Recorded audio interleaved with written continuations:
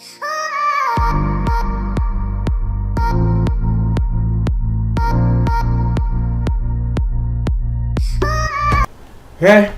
I told the beer.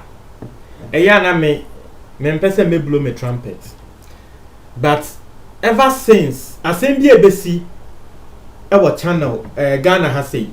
Na me babontin ebe kasa our channel way so said that be a same way. I has say and I mean who say efa, I has say na efa. Oba wanya kwa bano na de me kan ye no eye ne kre. Anopa we me bo audio bi tremo. Na audio no na Reverend Obofo kasa kan say businessman bia what radio station and a TV station and what they say one no Reverend Obofo din no no Reverend Obofo there's a businessman no Reverend Obofo kan say one no so be expose a businessman no. And clearly it looked like Reverend Obofo was giving a warning to Kennedy Japan. Say Reverend Obofo say obema nipakone say ni niati a one family no Reverend Obofo obema ni. And Ghanaians were commenting say Reverend Obofo threw a shot at Kennedy Japan. If you so as nigga womuni na ye video wo a lot of bloggers ye video. Maybe ye video na someone make catch them say hey sa video and na audio na me botre mu a clearly ebe ye wo say ye Kennedy Japan and na Reverend Obofo ene ne kasa no. A old video be a Reverend Obofo a year. He wasn't even referring to Kennedy Japan. And I gave you an instance say a branch ye be and I was say Reverend Obofo din and a branch ye no businessman be our only radio station and I will tie a branch ye lechi. Na sa branch ye no and the Reverend Obofo ama yachi na tum no. Sa branch ye ni hunti na Reverend Obofo yes a audio no. A old matter. Now so nipa bonifo epese Kennedy Japan de aye wo binim no Kennedy Japan ensan so fambra Reverend Obofo so because onim say Kennedy Japan de one beka na one beka Reverend Obofo aye na say wono de one kan Kennedy Japan no obi a sheda ko fasa old video no edit some sides be a film ama the narration is looking as if Reverend Obofo was throwing shots at Kennedy Japan. Meanwhile it's an old video Reverend Obofo wo yeah I sat here and I told you guys this. Mu amutie me bube hu se me kasa asem no na me de se Justice Kwekwanan ababonten abekasa wa asem no so na de Justice Kwekwanan ka me se ne investigation a wono nso wa ye no ono nso ehu ne se old video bi na enye Kennedy Japan na Reverend Obofo or two shots ne man no. Yes, that's what Justice Kwekwanan has come out to say. Justice Kwekwanan a branch na wo hosti Kennedy Japan won na two no.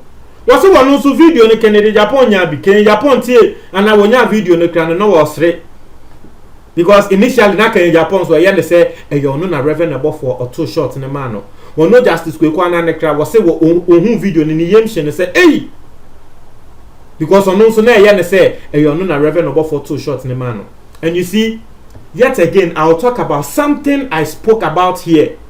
Ubehu ne say eno ene ye adwuma ende Kennedy Japan from what Justice Kwekwanan akano Kennedy Japan kra wate ase say enye ono na Reverend Obofo two shot ne man no. I'll explain matters and you guys but I've said it here. Metwe mo adwen abaso mo be kai me ma wate ase say obi nim ene Kennedy Japan asem ne a eba ne sen this same way asem a obi nim anka ena obi share da koye editing ena yedema Kennedy Japan say asem we na obi nim oka ena Kennedy Japan so betina TV so can be trade obi nim enhu na asem ka because no obi nim no hu ne say na asem de. So what obi nim did and they say wono so babonten ebedi Kennedy Japan atem ene nende ye nia ye nim se nia ewie obi nim no the same thing the same thing and Reverend Obofo. But you see, Reverend Obofo, let me say this, Reverend Obofo has sensible people around him. Reverend Obofo nkrofo a womo ben no womo wanyansa meka kire wo say wo bi nim die no seven prayers ananko wo bi nim wo wanyansafo enye se me di atemo ba sebe nanko wo bi nim wanyansafo around him na ka die be ye ne say wo bi nim ne nkrofo no be contact Kennedy Japan aka say da Ken yes raw asɛm a wobɛka wɔ TV so na nyɛ saa na eti o oyi obi na wo sɛ obi nim din na full video ni na obi nim e ka sɛ nkrɔfo ɔka sɛ wo coronavirus eduro nanso wo ni eduro no ɛna obi ahyɛda etwa part na wo ka sɛ wo coronavirus eduro no a baby a wo ka sɛ nkrɔfo ɔka ana wo ni eduro no yamfa nka ho nti ɛbɛyɛ wo sɛ obi nim e ka sɛ wo eduro no nanka wobi nim krofo yesa na ka Kennedy Japan wamba abontin biom ambe attack wobi nim.